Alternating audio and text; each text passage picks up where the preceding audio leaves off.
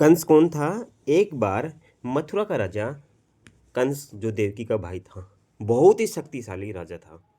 वह अपनी बहन देवकी को एक बार ससुराल छोड़ने जा रहा था। तभी रास्ते में अचानक एक आकाशवाणी हुई।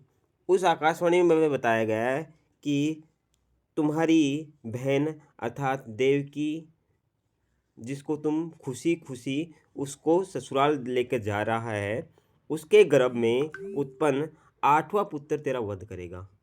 कंस ने देखा, यार ये कैसी भविष्यवाणी हुई? मतलब मेरा 8वां पुत्र, मतलब देवकी का, मतलब मामा, वो मेरा वध करेगा। वो एकदम से सहम गया और डर गया। तभी उसने वासुदेव को बोला, जो वासुदेव कौन था? देवकी का पति था। उसको बोला कि भाई एक काम करना, जो 8वां पुत्र हो ना उसको मार देना। तो वासुदेव ने पूछा, भाई क्यों मारूं उसको? बोलो ये मेरा हुक्म है, मैं राजा हूँ, मैं शक्तिशाली राजा हूँ, ठीक है? तो जो भी पुत्र हो 8वां पुत्र उसको मार देना।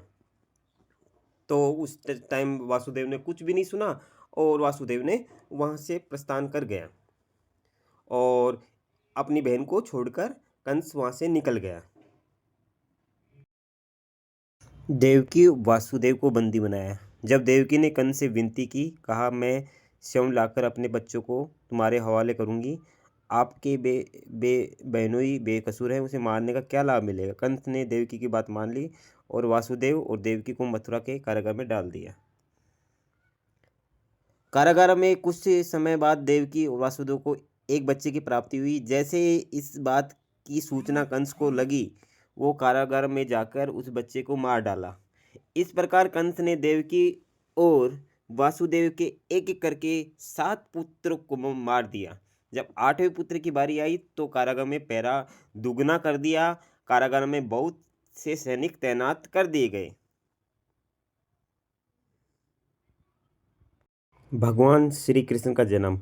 यशोदा और नंद ने देवकी और वासुदेव की समस्या को देखकर उनके 8वें पुत्र की रक्षा करने का उपाय सोचा। जिस समय देवकी वासुदेव के 8वें पुत्र ने जन्म लिया, उसी समय यशोदा और नंद ने यहाँ पे एक पुत्री ने जन्म लिया, जो कि यह सिर्फ एक मायावी चाल थी। 8वें पुत्र के जन्म के बाद जिस कोठरी में देवकी और वासुदेव कैद थे, अचानक उसमें प्रकाश हुआ। हाथ में गदा शंखधारी किए चतुर रूप में भगवान विष्णु दिखाई दिए। देवकी और वासुदेव उनके चरणों में गिर पड़े। तभी भगवान ने कहा, मैं बच्चे का रूप पूर्ण लेता हूँ, तुम मुझे लेकर अपने मित्र नंद के पास जाकर रख दो। उनके यहाँ पर पुत्री को लाकर कंस के हवाले कर दो।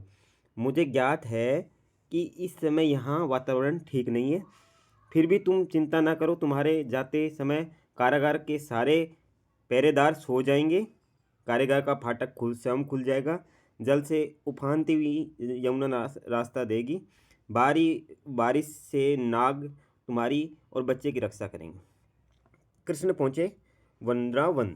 वासुदेव श्री कृष्ण को सूप में रखकर निकल पड़े।